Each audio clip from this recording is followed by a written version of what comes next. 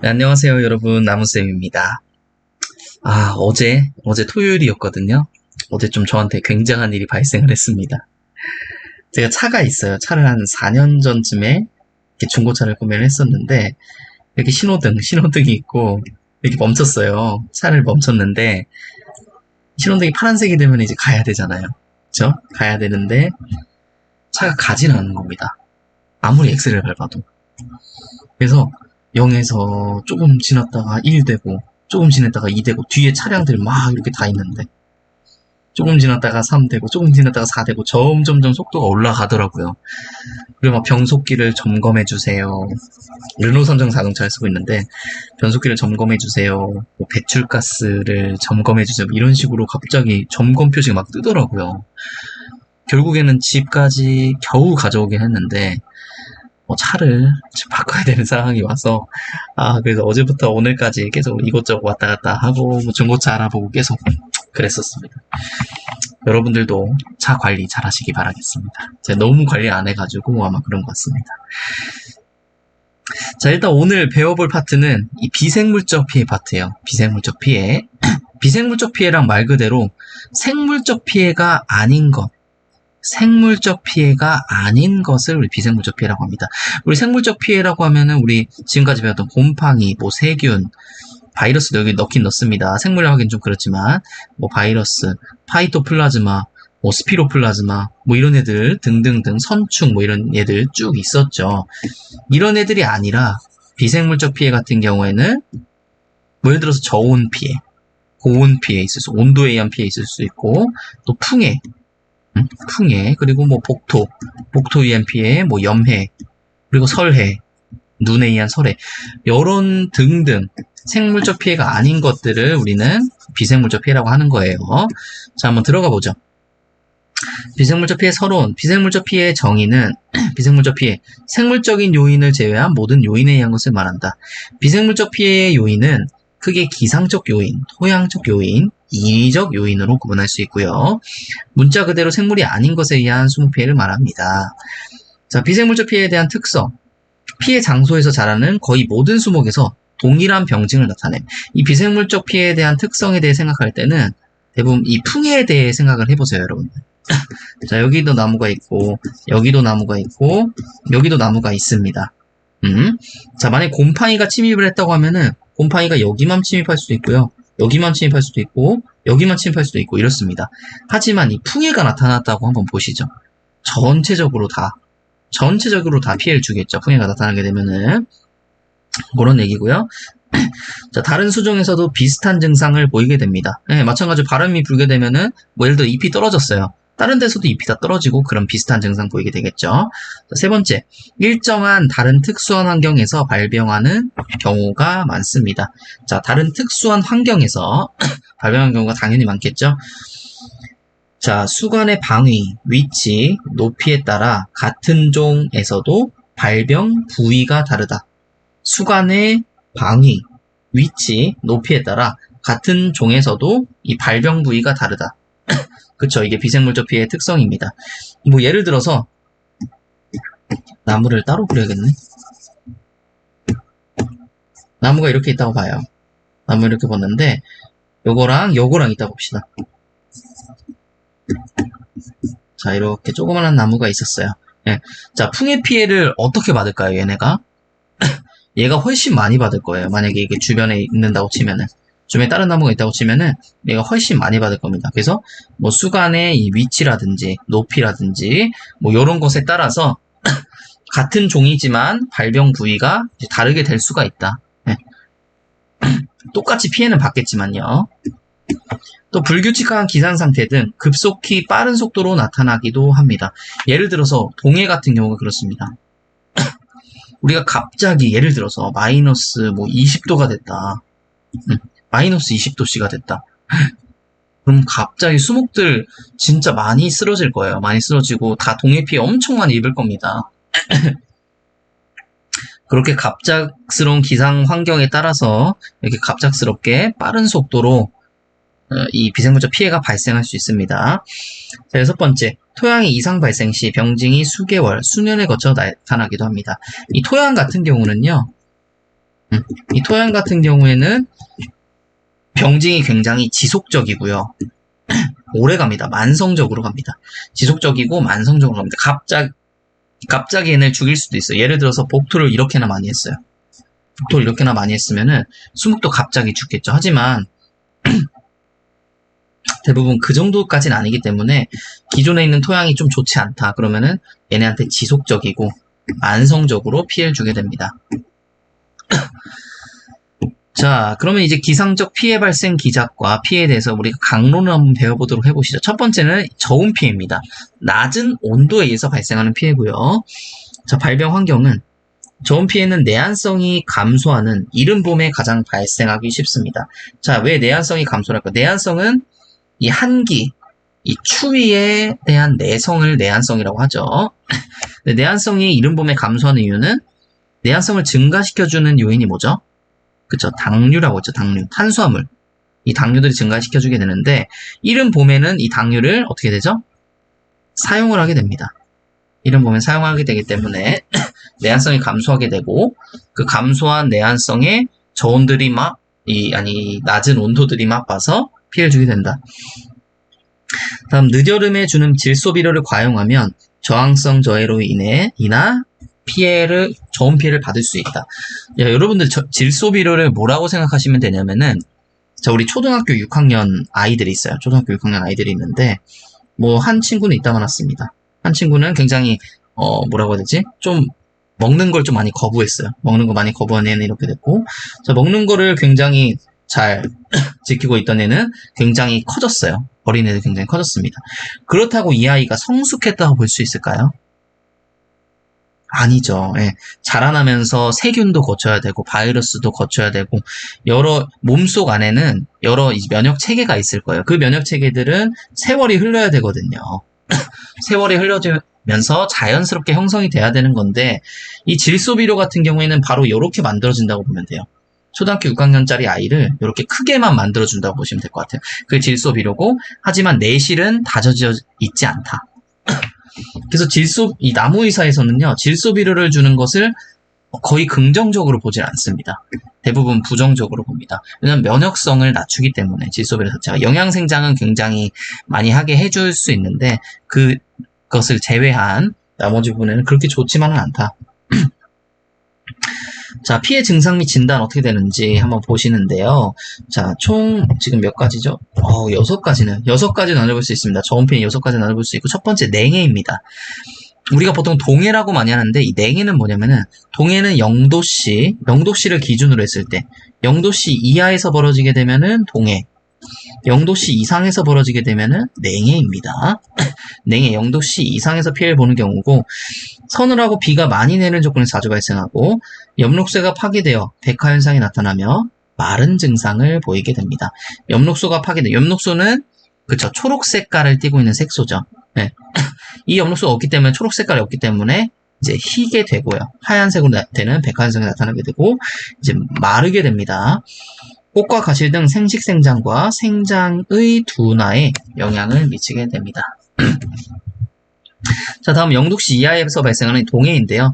동해는 0도씨 이하에서 피해를 보는 경우고 여육 조직의 붕괴와 세포질의 응고 현상이 발생하게 됩니다. 자, 우리 여육 조직이든 어디든 간에 우리는 뭘로 이루어져 있죠? 식물도 그렇고 인간도 그렇죠. 세포로 이루어져 있습니다. 세포에 가장 많이 차지하고 있는 게 세포질입니다. 그리고 이 세포질에서도 가장 많이 차지하고 있는 게 물이죠. 자, 이 0도씨를 아까 기준으로 했었는데 0도씨 밑으로는 물이 얼니다. 물이 얼고요. 여기는 물이 얼지 않습니다. 자, 0도씨 이하 뭐라고 했었죠? 물이 언다고 했어요. 동해 피해는 0도씨 이하라고 했습니다. 즉, 이 세포질 안에 있는 물들이 얼어요. 물들이 언다는 것은 이 응고 현상이라고 합니다. 응고 현상이라고 하는데 이 물은 좀 특이한 녀석이에요. 대부분의 액체에서 고체가 되면요, 액체 분자들이 이런 식으로 있다고 치면은 고체들은 이런 식으로 돼 있어요. 그러니까 이렇게 수축된다는 거예요. 대부분이 이렇게 수축이 되는데 물이 얼음이 되면은 다릅니다. 물은 달라요. 자, 물은 액체에서는 요래요. 근데 고체에서는 더 큽니다. 고체에서는 부피가 커지는 유일한 물질이 물이에요. 뭔지 아셨죠? 그렇기 때문에 액체에서 음구가 돼서 고체가 되면 어떻게 되겠어요? 팽창을 하게 됩니다. 팽창. 세포질이 팽창하게 되면서 이제 피해를 보게 되는 거예요. 무슨 말씀인지 아셨죠? 네, 그래서 동해 피해를 입게 되면은 잎의 끝과 가장자리가 피해 쪽에 탈색되고요. 이 물 먹은 것 같은 증상을 보이는데, 아까 전에 제가 말씀드렸죠. 액체에서 고체가 될 때 물은 부피가 늘어난다고요. 부피가 늘어나면서 세포가 파손됩니다. 세포가 파손되면은 이런 현상이 자주 일어나요. 물 먹은 것 같은 증상을 보이게 됩니다. 세포가 찢어졌다고 보시면 돼요. 자, 다음 서리에 의한 피해입니다.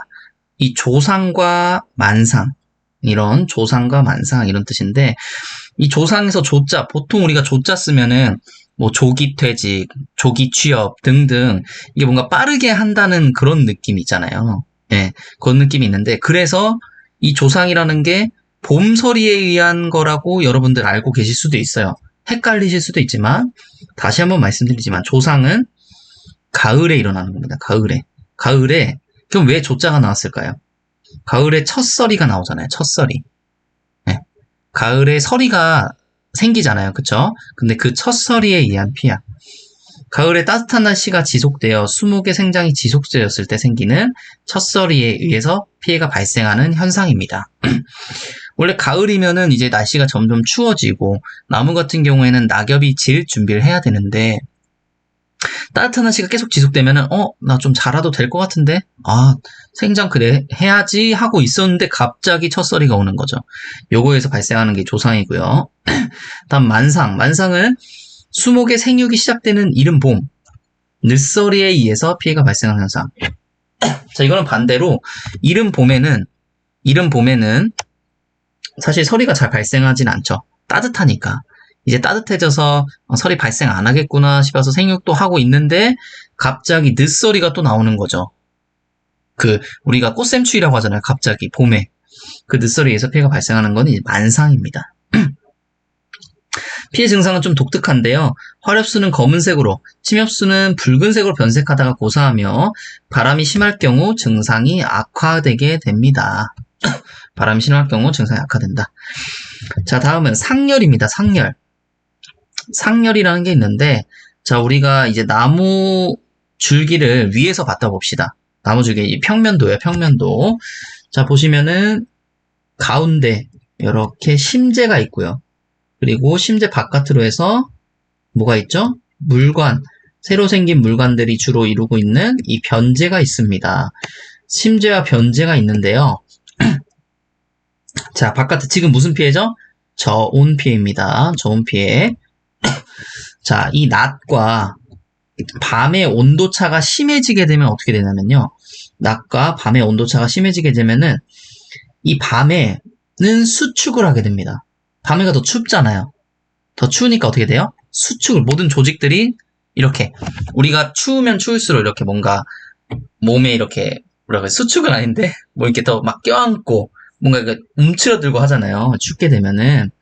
그것도 마찬가지로 이 수목도 그런 현상이 일어난단 말이에요. 수축을 한단 말이에요. 이제 겨울이 되면은, 겨울에 되고 날씨가 추워지면은. 그럼 수축을 하게 되는데, 이 심재에서 수축하는 거랑 이 변재에서 수축하는 거가 차이가 있는 거예요. 이 수축률에 차이가 있는 겁니다. 무슨 말씀인지 아셨죠? 이 차이로 인해서 얘랑 같은 몸뚱아리인데도 불구하고 수축률의 차이가 생김으로 인해서 막 갈라지는 거예요, 이쪽이. 이렇게 막 갈라지고. 이런 피해를 우리는 상열이라고 합니다.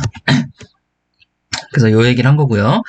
자, C 보시면은 치수보다는 성숙목, 그러니까 작은 나무보다는 좀 큰 나무들, 그리고 침엽수보다는 화렵수의 상열 피해가 심합니다.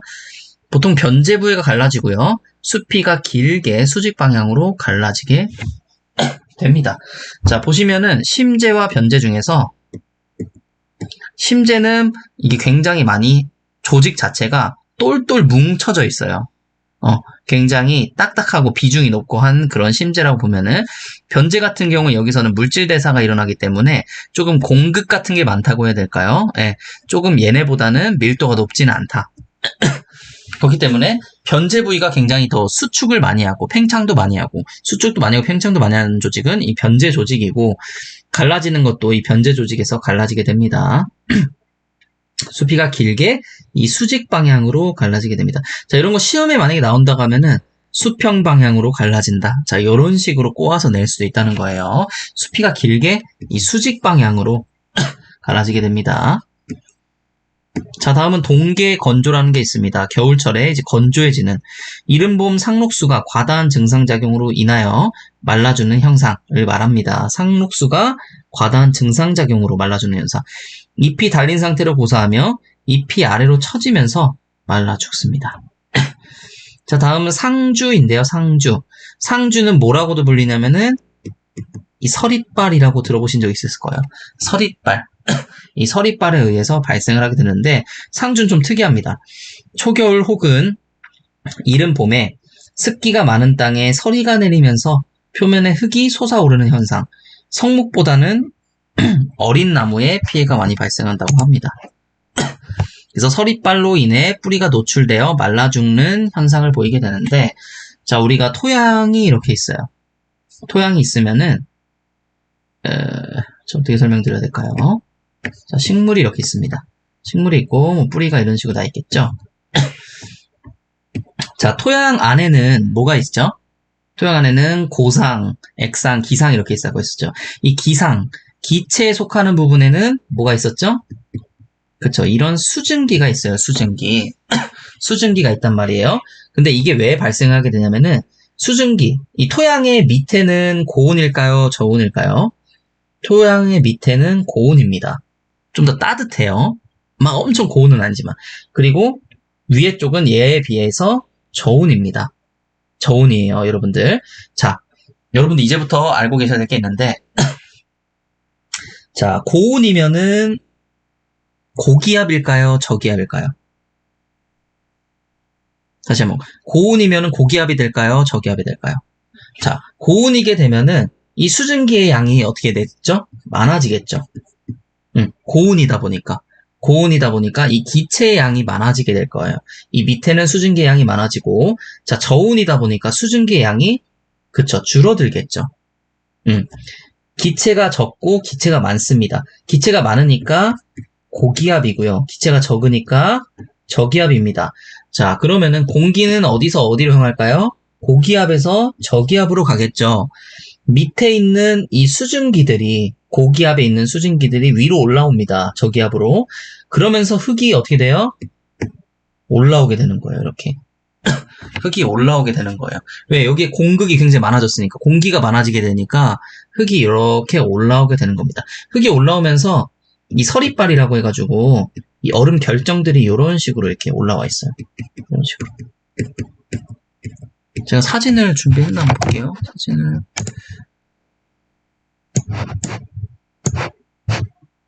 네, 요거 사진은 따로 준비는 안 했네요. 네. 어쨌든 간에 서릿발이라고 인터넷 쳐보시면은 네, 이런 식으로 이제 토양하고 같이 올라와 있는 걸 보실 수 있습니다. 근데 토양이 이렇게 집안을 잘 잡아주고 있어야 되는데, 자, 이렇게 되니까 여기 사이사이로 뭐가 생기겠어요? 그쵸, 공극 같은 게 엄청 많이 생기겠죠. 그러므로 이제 뿌리가 노출되게 됩니다. 뿌리가 노출되게 되고 결국에는 이제 말라 죽게 되는 그런 현상을 보이게 됩니다. 자, 피해에 따른 수목의 방어기자 저온순화 시 저온이 계속되게 되면은 이 ABA 호르몬이 증가하게 되는데 저항성 품종에서 더 많이 증가되게 됩니다. 자, 이 ABA는요 스트레스성 호르몬이죠. 그쵸? 스트레스, 수분 스트레스라든지 이런 스트레스를 받게 되면은 그 어떤 스트레스도 이 ABA 호르몬이 증가하게 되거든요. 예, 그 얘기를 하는 거예요. 자, 세포 간극에 얼음이 만들어지면 수분이 세포 간극으로 이동하여 세포 내 얼은 점은 낮아지게 된다. 자, 수분이 있어야지 얼죠. 다시 한번. 물이 있어야지 온도가 낮을 때 얼어버릴 거 아니에요. 그쵸? 물이 얼어서 얼음이 되잖아요. 그쵸? 근데 이 물이 세포에서요, 세포 간극으로 이렇게 빠져나왔습니다. 그럼 얘는 물이 이렇게 줄어들겠죠. 물이 줄어들기 때문에 잘 얼지 않습니다. 잘 얼지 않는 것을 다른 말로 말하면은 어는 점이 낮아진다라고도 표현할 수 있어요. 어는 점이 낮아지는 것은 잘 얼지 않는다는 뜻과 같습니다. 어쨌든 이렇게 수목의 방어 기작이 이렇게 있고요. 그러니까 물을 이렇게 밖으로 뺀다는 거예요. 물을 밖으로 빼서 세포가 얼지 않게 하는 그런 기작을 가지고 있고, 자, 그럼 어떻게 처방을 해야 되냐? 배수에 장애되는 요인을 없애 배수를 철저히 관리한다. 이 물이 많으면 많을수록 어떻게든 어는 환경이 되기 때문에 물을 없애야 되는 거예요. 물을 없애려면 배수를 철저히 관리해야겠죠. 자, 두 번째, 멀칭을 해서 토양이 얼지 않도록 하는 겁니다. 자, 멀칭 이 위에다가 유기물과 같은 이런 식물, 목재, 조각 같은 파편 같은 거 이렇게 놓는다고 했었죠. 토양을 보호하는 이런 멀칭을 할 수도 있고요. 또 증산작용을 줄이기 위해 증상어째제를 살포를 할 수도 있고, 수피에 흰색 페인트를 도포하여 낮과 밤의 온도차를 줄여줄 수도 있습니다. 흰색 페인트 같은, 흰색은 빛을 반사하는 그런 성격을 가지고 있죠. 그렇기 때문에 이제 낮은 온도를 이제 보호해주는 그런 역할을 하고, 또는 아예 가장 좋은 방법이기도 한데 내한성 수종을 아예 심는 거예요. 이 동해 피해, 냉해 피해를 입지 않을 만한 이 한기나 추위에 내성이 강한 그런 수종들을 아예 심어버리는 겁니다. 그렇게 처방 방법이 있을 수 있고요. 자, 다음은 고온 피해입니다. 저온 피해가 있으면 당연히 고온 피해도 있겠죠. 고온 피해 발병 환경. 여름철 강한 햇빛과 증발산량의 과다로 인해 물 공급이 충분하게 되지 않음으로써 잎과 수피가 타면서 발생하는 것. 자, 어쨌든 간에 식물이 조직을 이제 영위하기 위해서는 물이 필요합니다. 왜? 광합성 때 물이 필요하기 때문에. 그 광합성에 만들어진 탄수화물이 모든 영양분이라든지 에너지를 생산해내기 때문에 이 물이 원천적으로 필요하단 말입니다. 근데 이 물이 여름철에 증발하고 증산작용에 의해서 이제 빠져나가게 돼요. 증산작용 같은 경우에는 온도가 너무 높아지니까 증산작용함에 의해서 이제 이 수증기를 내뿜고요. 수증기를 내뿜고 이 수증기가 뭘 받아요? 주변에 있는 열을 흡수하게 됩니다. 열 에너지를 흡수하게 돼요. 흡수하게 되면은 얘 어떻게 되죠? 그렇죠. 이렇게 기화가 되겠죠. 기화가. 이 증산작용에서 나왔던 이 액체들이 기화작용, 열을 흡수해서 기화작용에 의해서 이렇게 빠져나가게 되죠. 그래서 주변 열을 흡수함으로 인해서 식물이 조금이나마 체온을 보존할 수 있게 이렇게 해줍니다. 어쨌든 그런 거를 발병 환경이고요. 자, 일반적으로 고온에 의한 피해는 세포막의 손상에서 비롯되는데, 세포막에 있는 지방질의 액화, 단백질의 변성이 발생하게 됩니다. 자, 세포를 좀 크게 그리면요. 세포는 이렇게 생겼고, 이게 세포막이라고 보시죠. 세포막이 이렇게 둘러싸여져 있어요. 세포막은 주로 뭐로 이루어져 있냐면은 지질, 그 중에서도 인지질로 이루어져 있습니다. 이 지방질이란 말이 지질과 같은 말입니다. 어쨌든 인지질로 이루어져 있는데, 이 인지질은 고체라고 보셔야 돼요. 사실은 고체. 고체라고 보셔야 되는데, 요게 너무 고온이 되니까요. 얘가 어떻게 되죠? 액체가 돼버립니다. 즉 뭐가 되냐면은 인지질에서 기름이 돼버리는 거예요. 기름이. 그럼 어떻게 되겠어요? 얘가 흐느흐느해지겠죠. 이런 식으로. 얘가 더 이상 세포가 아니게 돼버리는 겁니다. 그 지방질이 액화가 되고요. 그리고 이 세포막엔 또 뭐가 있냐면은 막단백질이라는 게 또 이렇게 붙어 있습니다. 세포막에는요, 막단백질이라는 게 이런 식으로 이제 붙어 있어요. 이 단백질들이 붙어 있는데, 이 단백질들이 또 고온을 받게 되면은, 단백질들은 막 이렇게 꼬여 있어요, 사실은. 꼬여 있는데, 이게 풀리게 됩니다. 이런 식으로. 단백질들이 풀리게 됩니다. 풀리게 되면은 분해가 또 되거든요. 분해가 잘 될 수 있기 때문에, 요런 단백질들이 결과적으로는 이제 없어지게 된다. 너무 고온이 되면은. 어쨌든, 이렇게 피해를 줄 수가 있고요. 허약한 수목 및 이 햇빛을 가장 잘 받는 게 어디죠? 그쵸, 이 남서향이죠. 남서향 수목에서 자주 발생하게 됩니다. 자, 피해 증상 및 진단. 또 이제 여기는 두 가지 현상 정도 볼 수 있겠네요. 두 가지 현상. 엽소 현상과 피소 현상인데, 엽소는 잎이 타는 거고요. 피소는 수피가 타는 겁니다. 그래서 엽소 같은 경우는 잎이 타는 현상이고, 잎의 가장자리부터 잎이 마르기 시작하여 갈색으로 변하고, 연맥에서 가장 먼 부위로부터 수분 부족 현상이 발생한다고 하는데, 자, 이거랑 같은 말입니다. 자, 잎을 이렇게 보시면은 연맥이 이렇게 있죠. 연맥에는 뭐가 있죠? 물관과 체관이 있을 겁니다. 그쵸? 이 물관과 체관으로 인해서 이 여벽 조직들한테 이렇게 쏴주는 거예요. 이런 식으로. 이런 식으로 쏴주는 건데, 지금 이 주인맥 있죠? 이 주인맥에서부터 먼 부분은 이 물관과 체관에 의해서 영양분을 받기가 가장 힘듭니다. 네, 그래서 가장 힘든 이 끝다리 부분부터 이렇게 타버리든지 말라버리든지 이런 식으로 발생을 해요. 네, 실제로 이렇게 발생을 하게 됩니다. 장마기간 후 저항성이 약한 잎에서 엽소현상이 자주 발생을 하고요. 자, 피소현상 보시죠. 여름철 수피가 타면서 수피가 타는 것까진 괜찮은데 이 형성층까지 파괴해버립니다. 형성층은 사부도 만들어내고 목부도 만들어내고, 예, 유일하게 이 직경생장에 유일까지는 아니죠, 사실. 여기까지 아니지만 어쨌든 가장 많이 이 직경생장 그리고 가장 많은 식물에서 활동을 하고 물질에서 하는 그런 녀석이기 때문에 형성층이 파괴되는 것은 수목한테 굉장히 치명적인 그런 부분이죠.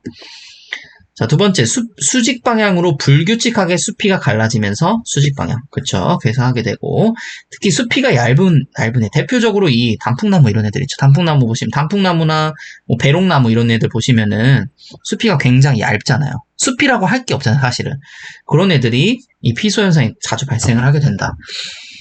자, 피에 따른 수목의 방어 기작을 보겠습니다. 증산작용을 통해 수분을 배출합니다. 제가 아까 말씀드렸죠? 이 수분이 나오게 되면서 얘가 열 에너지를 흡수하게 되고 주변을 조금이나마 온도를 좀 줄여주게 됩니다. 배출실, 그렇죠. 이 얘기를 하는 거고 에너지 활동을 멈출 수도 있어요. 어떤 에너지 활동을 하지 않고 이 식물 내부적으로 기공도 아예 열지 말고 식물 내부적으로 어느 정도까지 해결하는 그런 방안도 있습니다. 어떻게 처방을 하냐? 토양 관수에서 수분 부족을 해소합니다. 아까 증발산량이 굉장히 많다고 했었죠. 고온이 되게 되면은 이 열 흡수하고 막 식물 체온을 내리기 위해서 그런 것들을 해결하기 위해서 물을 많이 주는 거죠. 물을 공급을 해주는 방법이 있고요. 고온에 강한 수목을 선정한 식재함 가장 좋은 방법이고 빛을 반사하는 밝은색의 재료로 도포 및 수간을 감는 방법도 있습니다. 아까 전에 흰색 페인트를 도포하는 그런 방법도 있었죠. 더운 날 주변의 통풍 환경을 개선해 기온의 상승을 억제하게 됩니다. 우리도 아무리 덥더라도 바람이 불면 좀 괜찮잖아요. 마찬가지 식물도 그렇게 한다는 거죠. 자, 아스팔트나 콘크리트 포장 대신 잔디를 입히거나 유기물 멀칭으로 토양의 복사열을 줄여주게 됩니다. 이 아스팔트나 콘크리트 포장면 위에 사람이 쓰면 어떻게 되죠? 엄청 뜨겁죠. 엄청 뜨거운 날에, 햇빛 엄청 심한 날에 이런 복사열이 이렇게 발생을 하는데 이런 복사열이 이렇게 위로 올라오잖아요. 하지만 이 잔디 같은 경우를 입히게 되면은 얘네 같은 경우에는 복사열이 많이 발생하지 않기 때문에 이런 애들로 사용해주게 됩니다. 자, 다음은 수분 피해입니다. 수분 피해, 물에 의한 피해. 자, 건조 피해와 그럼 또 뭐 있겠어요? 그쵸? 당연히 과습 피해가 있겠죠. 자, 건조 피해, 발병 환경, 강우량이 적거나 얕은 토양과 급경사지, 산등성이 등의 환경에서 자주 발생하게 됩니다. 얕은 토양 같은 경우에는 수분을 많이 머금을 수 없기 때문에 많이 발생하는 거죠. 급경사지도 마찬가지죠. 그런 의미에서. 자, B를 보시면은 청근성 수종을 남양, 삼양, 경사지에 심었을 때 그 피해가 십니다. 이 청근성 수종이란 뭐였죠? 뿌리가 얇게 퍼지는 애들. 뿌리가 깊게 퍼지는 애는 심근성. 얇게 퍼지는 얘는 우리 청근성이라고 했었잖아요. 뿌리가 얇게 퍼지는데 심지어 이 남양, 삼양, 경사지에다 심었어요. 그러면은 얘는 수분을 잘 흡수할 수 있을까요? 수분 흡수 못하죠, 잘. 심근성도 아니고 심지어 성근성인데 경사지에 그것도 남양에다 심었으니까 피해 가장 심한 거고. 자, 피해 증상 및 진단.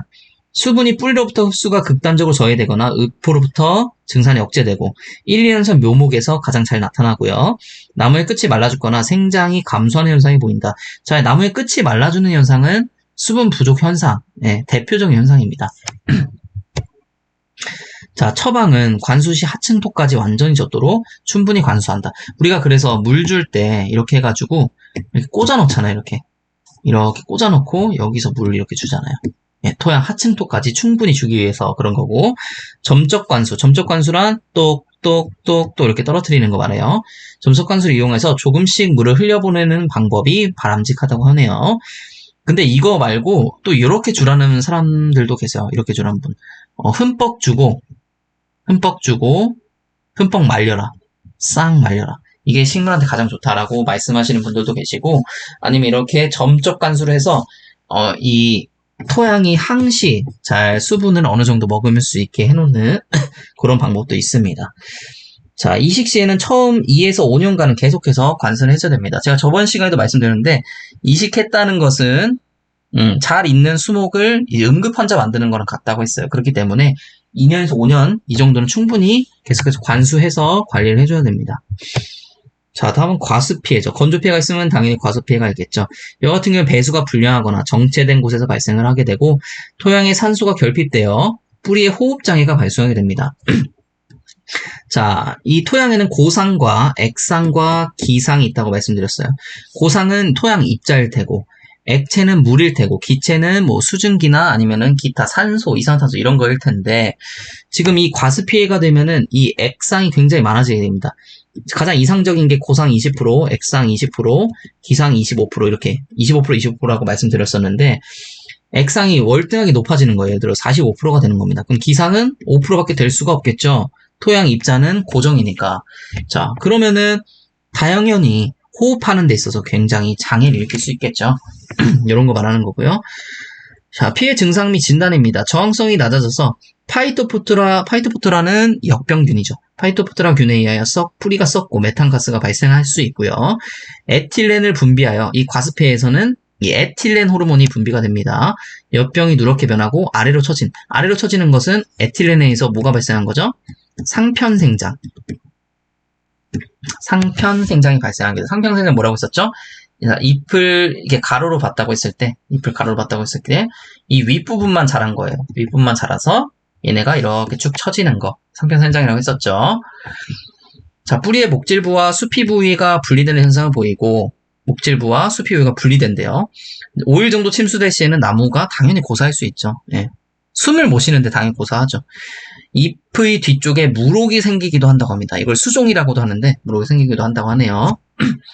그럼 처방은 어떻게 해야 되냐? 태양광이나 바람이 잎내로 충분히 들어가서 지표면에 증발을 많게 한다는 겁니다. 증발.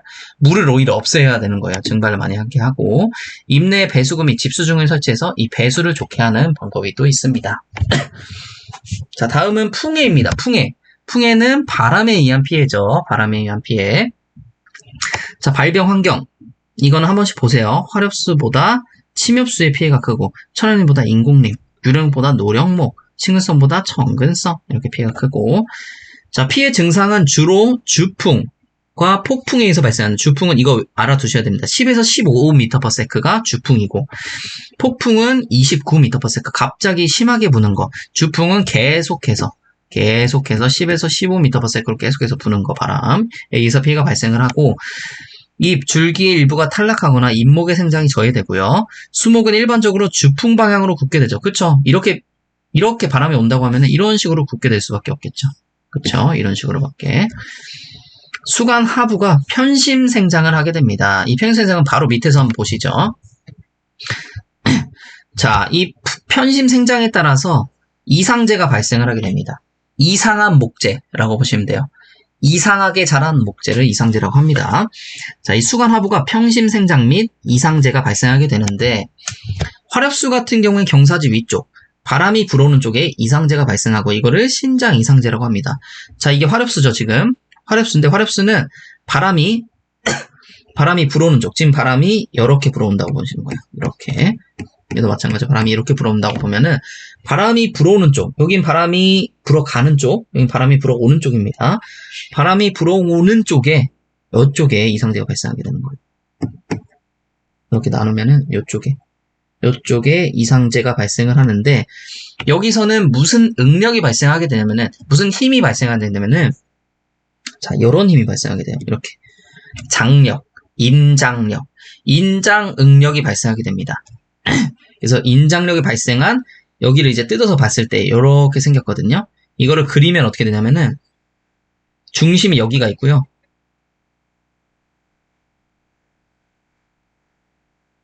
자, 이렇게 되어 있습니다. 이 위쪽에 이상제가 발생을 하게 되는 거예요. 이상제란 이렇게 크게 자란 애들. 원래 이 정도로 자라야 되는데 이렇게 이쪽만 크게 자랐잖아요. 그쵸? 이쪽을 이상제가 발생했다고 보고 이쪽에 발생하는 힘을 이쪽에 발생하는 힘이 인장력이기 때문에 인장 또는 신장 이상제라고 합니다. 무슨 말씀인지 알겠죠? 그 반대예요. 이 침엽수 같은 경우는 반대입니다. 침엽수 같은 경우에는 경세자 아래쪽, 바람이 불어가는 쪽에 이상제가 발생합니다. 자, 이 밑쪽에서 이제 발생을 하게 되고, 얘 같은 경우에 그리게 되면은, 자, 이렇게 그리면은, 자, 얘는 이렇게. 좀 이렇게 급격하게 그리면은, 자, 이렇게 해서 이 밑쪽에서 이상제가 발생하기 때문에, 얘는 여기서 무슨 힘? 압축 응력이 발생합니다. 그래서 압축 이상제가 발생을 하게 됩니다. 이 경사지 아래쪽에서요. 그리고 화력수는 하방평심, 침엽수는 상반평심이 된다고 하는데, 보시면 이건 굉장히 간단해요. 지금 이 중심 있죠? 중심이, 이 가운데가 중심인데, 중심에서 하방 쪽으로 가 있죠? 지금 이 밑에 쪽으로 가 있죠? 그래서 하방평심인 거고, 이게 중심이 여기인데, 중심이 상방, 위쪽으로 가 있죠? 위쪽으로 가 있죠? 그래서 상반평심이 되는 겁니다. 다음, 응력이 가해지는 아래쪽에는 압축 이상제가, 위쪽에는 신장 이상제가 형성되고, 도관 세포벽에는 두꺼운 교질 섬유가 축적이 된다고 합니다. 우리 섬유는 우리 구조체를 이룰 때 이제 나오는 물질인데 굉장히 가늘고 길어서 얘네가 뭉쳐지게 되면은 굉장히 강하다고 했어요. 예, 굉장히 질기고 강하다고 했습니다. 요런 게 이제 도관 세포벽에 쌓이면서 이 바람에 의해서도 피해를 막기 위해서 이렇게 쌓이게 되는 거고요. 가도관의 횡단면은 모서리가 둥글게 이제 변형이 된다고 하네요. 네, 뭐, 요런 식으로 뭐 되나 보네요. 네. 보진 않았습니다. 저도 둥글게 변형된다고 합니다. 처방은 어떻게 해야 되냐? 적절한 가지치기를 통해 수간의 크기를 유지를 해야 되는 게 중요하고요. 방풍림을 설치하는데, 방풍림은 이렇게 설치해야 됩니다. 풍상측은 수고의 5배, 풍하측은 10배에서 25배 거리까지 영향을 미치게 됩니다. 자, 예를 들어서 이렇게 너무 크게 그렸네요. 예를 들어서 이렇게 방풍림이 있다고 했어요. 이렇게 방풍림이 났어요. 바람이 이쪽에서 지금 이렇게 부는 거예요. 바람이 부는데, 바람이 불었을 때, 이 풍상층은 수고의 5배, 풍하측은 수고의 10배에서 25배. 자, 여기가 어디입니까? 그렇죠. 하측. 그리고 풍상층은 수고의 5배니까. 뭐 이런 식으로 뭐 떨어지게 되겠죠. 이런 식으로. 이런 식으로 되겠죠. 그래서 이 풍상측이 수고의 5배. 예를 들어서 여기가 이게 H라고 보면은 여기가 5H 정도 되는 거고, 이 풍하중 같은 경우에는 수고의 10배에서 25배. 10에서 25H나 거리까지 영향을 쭉 미치게 되는 거예요. 아무튼 그렇습니다. 아래쪽이 더 많이 영향을 미치게 된다. 인분대 폭은 대개 100에서 150m가 적당하고 혼유림이 적당하다. 여러 개 섞어서 심는 게 좋고요. 주풍 방향이 직각으로 배치해 효과적이다. 자, 이렇게 있으면은 이렇게 심으라는 얘기입니다. 자, 해풍이나 연풍의 주풍 방향은 주로 해안선의 직각 방향이고, 방풍림의 수종은 주로 심금성이고, 바람에 의해서 쓰러지면 안 되니까요. 지하고가 낮은 수종이어야 된다. 자, 지하고가 낮다는 것은 이게 지하고가 낮은 거고요. 지하고가 높은 것은 요게 지하고가 높은 겁니다. 네, 요걸 이제 지하고라고 하는데요. 지하고가 낮은 수종이어야지 이걸 잘 막아줄 수 있는, 이거 기둥만 있어서는 안 될 거 아니에요. 자, 방풍림은 강한 상풍이나 태풍을 막아 묘목의 도복 손상을 감소시키게 됩니다. 자, 다음은 설의 피해입니다. 설에는 뭐죠? 눈에 의한 피해, 스노우에 의한 피해입니다. 발병 환경, 당연히 눈이 많이 오는 지역에서 피해가 심하겠죠. 그리고 침엽수에서 많이 발생하게 됩니다. 왜 그러냐면은, 보통 침엽수는 상록수가 많죠. 그쵸? 상록수는 겨울에도 잎이 있잖아요. 그쵸? 잎이 있잖아요. 그쵸? 그렇기 때문에 자주 발생을 하게 되는 겁니다. 잎에 쌓여서 가지가 찢어진다든지 이런 경우가 많이 발생을 하죠. 자, 피해 증상 및 진단. 강설이 수목의 가지나 잎에 부착해 발생하는 피해를 관설해라고 하고요. 수목의 가지나 잎에 부착해서 피해는 관설해. 숲의 일부 또는 전체가 적설에 묻혀. 이 눈에 아예 묻혀버리는 거예요. 이렇게 수목이. 이런 식으로 묻혀버리면은 이거 설압해라고 합니다. 이런 식까지 묻히진 않겠지만. 자, 피해에 따른 수목의 방어기죠. 눈이 많이 오는 지역일수록 곱게 자라는 성질이 있습니다. 왜냐하면 가지가 이렇게 자랐다가 여기에 눈이 막 쌓여가지고 얘가 이렇게 파손될 수 있기 때문에 곱게 자라는 성질이 있고요. 독일 가문비의 경우는 측지와 소지가 밑으로 쳐져 있습니다. 자, 독일 가문비 같은 경우에는 나무가 보시면은 나무 이렇게 있고 이런 식으로 쳐져 있어요. 가지가 이런 식으로 쳐져 있는데 왜 그러냐? 눈이 쌓이지 않게 하기 위해서 눈이 밑으로 향하게 하기 위해서 이렇게 돼 있고요. 처방, 눈이 많이 쌓인 가지의 경우 속히 제거해서 무게를 줄여주는 방법이 있겠죠. 인위적으로. 자, 다음은 낙뢰 피해. 낙뢰 피해는 뭐죠? 번개에 의한 피해입니다. 발병한 경우 거목일수록 피해가 크고요. 클수록 굉장히 오래되고 클수록 피해가 크고 낙뢰가 자주 발생하는 지역에서 피해가 큽니다.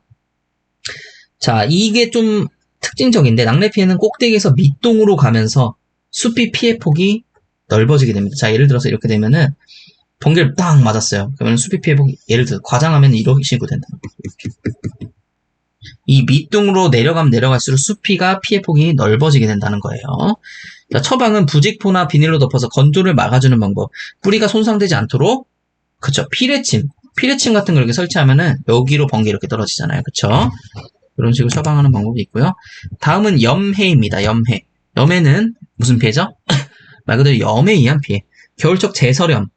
보통 이 제설염에 우리가 눈 치울 때 쓰는 제설염에 피해서 많이 발생을 하고 염화나트륨이나 염화칼슘 등에 의해서 자주 발생합니다. 피해 증상 및 진단. 상록수는 겨울철 잎에 지적 제설염이 접촉하게 되므로 큰 피해가 발생하게 되고요. 염의 피해를 받은 지역은 뿌리보다 이온 농도가 높아져 오히려 뿌리에서 밖으로 수분이 빠져나가는 현상이 발생하게 됩니다. 자, 이것 때문에 수목이 죽는 거죠, 사실은. 우리가 토양이 이렇게 있고요. 나무가 이렇게 있습니다. 나무 뿌리가 이렇게 있습니다.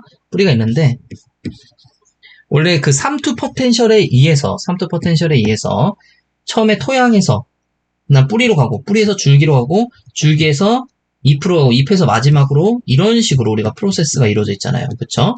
이런 식으로 프로세스가 이루어져 있는데 이런 식으로 프로세스가 이루어져 있을 수 있는 이유는 토양이 가장 삼투 포텐셜이 어때요? 높기 때문이었어요. 그러니까 토양이 가장 삼투 포텐셜이 높다는 것은 토양에서 가장 물이 많다는 거죠. 토양에서 물이 가장 많은데 토양에 이렇게 제설염들이 주게 되면은 토양의 물보다 이 용질들이 더 많아지게 됩니다. 농도가 높아지게 돼요. 그러면 이게 반대가 된다는 거죠. 얘가 1이 되고요. 얘가 2가 된다는 겁니다. 즉, 이 뿌리에 있던 수분이 오히려 빠져나가게 된다는 거예요. 이 바깥으로. 그러면서 피해를 발생하게 되는 거고요.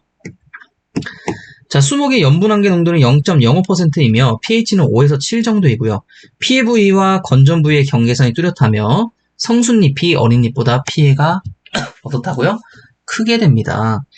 수목의 가장 먼 부분인 잎의 끝쪽에서 수분이 빠져나가 황화 현상을 보이게 된대요. 염의 피해고요. 자, 처방은 그럼 어떻게 됩니까? 이 용지를 씻어내야 되죠. 물을 주면 됩니다. 염분은 물로 씻어내야 되고 활성탄을 이용해서 염분을 흡착하도록 또는 이 용지를 달라붙게 하는 이 활성탄을 뿌려서 용진이 달라붙게 해주는 거고요. 토양을 아예 바꾸는 그런 방법도 있습니다.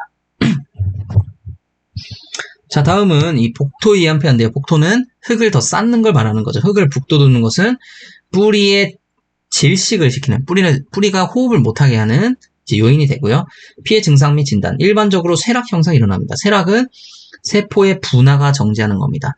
세포가 처음에 이렇게 나왔으면은 이 세포가 잎이 될 수도 있고 꽃이 될 수도 있고 뿌리가 될 수도 있고 뭐 어떤 조직이 될 수도 있고 뭐 도관이 될 수도 있고 이렇게 다 될 수는 있는데 이 분화가 아예 정지한다는 거예요. 이 분화가 정지하게 된다는 겁니다. 복토하게 되면요. 조기 낙엽이 되거나 한겨울 내내 마른 잎이 매달리는 증상이 있을 수도 있고 복토에 의한 피해는 지속적으로 나타나며 10년 후에 나타나는 경우도 있습니다. 자, 이게 되게 안타까운 부분인데 전국 보호수의 30% 이상에서 나타나게 됩니다. 예를 들어서 정이품송도 지금 복토에 의한 피해를 호소하고 있습니다. 보호수에서 이렇게 많이 나타나는 이유는 뭐냐면은 공사 때문이죠. 원래 이렇게 되어 있는 부지였어요. 원래 이렇게 되어 있는 부지였는데 예를 들어서 아파트를 지어야 돼. 아파트를 지어서 배수를 해야 돼. 배수를 하려면 이렇게 복도들 수밖에 없겠죠. 어디는 높아져야 될 거 아닙니까? 어딘가는 높아지고 어딘가는 낮아져야지 우리가 배수가 되잖아요. 하여튼 이런 부분들 때문에 이 복토 피해를 굉장히 많이 입게 됩니다. 자, 처방은 심플하게 이 복토된 흙을 제거하는 방법이 있고요. 복토 시 배수가 되지 않을 때는 배수 시설을 이제 설치하는 그런 방법이 있습니다. 다음 반대로 이 절토에 의한 피해도 있습니다. 절토에 의한 피해는 말 그대로 흙을 깎아내려서 생긴 피해고, 발광 환경은 토양 표면을 낮추는 것으로 대부분의 뿌리가 60cm 이내, 이거를 30cm 이내로 말씀하시는 분들도 많아요. 존재하므로 수목의 생장에 피해가 막심하게 됩니다. 피해 증상 및 진단, 지면을 드러내면 뿌리가 마르게 되고 심하면 지탱이 힘들어지게 됩니다. 토양은 뿌리를 지탱해주고 뿌리는 식물을 지탱하는 그런 역할을 하기 때문에 식물 자체가 지탱이 안 될 수도 있고요. 화렵수는 도관이 수간을 따라 곱게 올라가기 때문에 뿌리가 잘린 쪽으로 수간의 피해를 보게 되고, 침엽수의 가도관은 나선상으로 올라가는 경향이 있어 뿌리가 잘리지 않은 쪽에서 피해가 발생하게 됩니다. 자, 요거 좀 특이한 부분인데, 예를 들어서 이 부분이에요. 이 부분이 이제 이 부분이 있었는데 이렇게 절토가 됐어요. 예를 들어서. 그래서 여기가 파손이 됐어요. 그러면은 이 뿌리가 잘린 쪽으로 쭉 여기가 피해를 봅니다. 화렵수는요.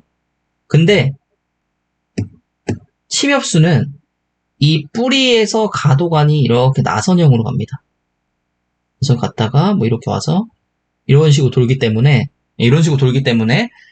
생뚱맞게 여기서 피해를 볼 수 있다는 거예요. 이런 식으로 피해를 볼 수 있다는 겁니다. 자, 이 얘기를 하는 거고요. 자, 처방을 어떻게 하냐면은 절토할 때 수관폭의 3분의 2 이상은 남겨두고 원형으로 석축을 쌓아버립니다. 네, 석축을 쌓고요. 그러니까 죄송합니다. 뿌리가 있는 데는 어느 정도 보호를 하고 꼭 절도를 해야 된다고 하면 여기 석축을 이렇게 쌓는 거예요. 석축을 쌓는 방법이 있고, 자, 피해가 된 뿌리를 잘라내고 인산질 비료를 주어 뿌리의 생명을 촉진하게 됩니다. 비료 중에서 인산질 비료는 이 뿌리의 생육을 촉진하는 그 밝은 촉진제와 비슷한 그런 역할을 하게 됩니다. 인산질 비료 같은 경우에는. 자, 오늘 일단 여기까지 보게 되고요. 좀 벌써 시간이 좀 많이 됐네요. 다음 시간에는 인위적 피해 발생 기작과 피해 증상 및 대책, 뭐 산불이라든지 인위적으로 일어난 것들이 있잖아요. 이런 것들 한번 대기오염이라든지 이런 거 한번 보도록 해보겠습니다. 자, 오늘도 제 강의를 들어주셔서 정말 감사합니다.